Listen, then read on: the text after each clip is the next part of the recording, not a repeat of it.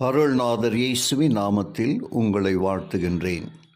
இன்றைய வார்த்தை, அவருக்கு மறைவாக எங்கே போவேன் என்ற தலைப்பின் கீழாக, பகலில் குளிர்ச்சியான வேளையிலே தோட்டத்தில் உலாவுகிற தேவனாகிய கர்த்தருடைய சத்தத்தை அவர்கள் கேட்டார்கள்.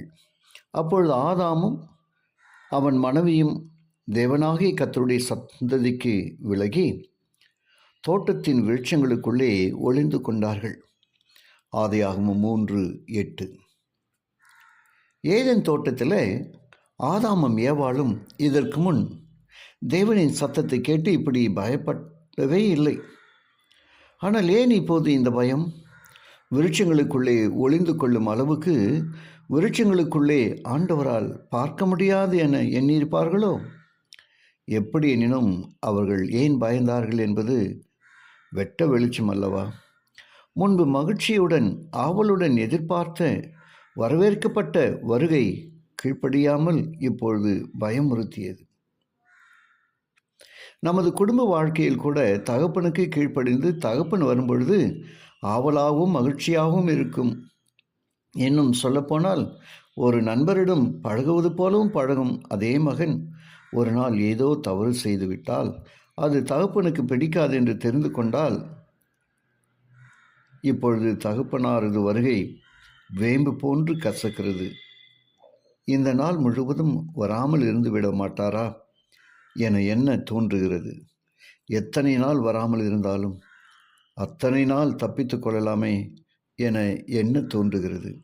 குற்ற உணர்ச்சியால் அவர் வந்த மாத்திரத்தில் அவரை எதிர்கொண்டு வழக்கப்படி வரவேற்க முடியவில்லை.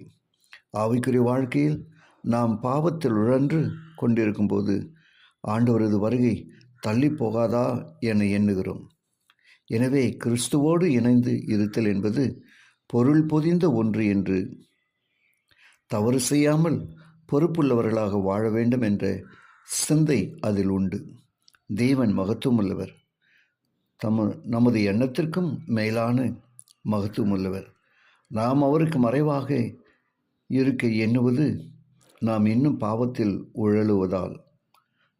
அவருக்கு மறைவாக எங்கே போக முடியும்? எனவே சுயநலம் மற்றும் உலகம் இவற்றிலிருந்து விலகி அவரது அழைப்புக்கு செவி கொடுக்க தீர்மானிப்போமா? ஜெபிப்போம். கிருபையுள்ள நல்ல பிதாவே, உமக்கு நன்றி சொல்லுகிறோம் அப்பா.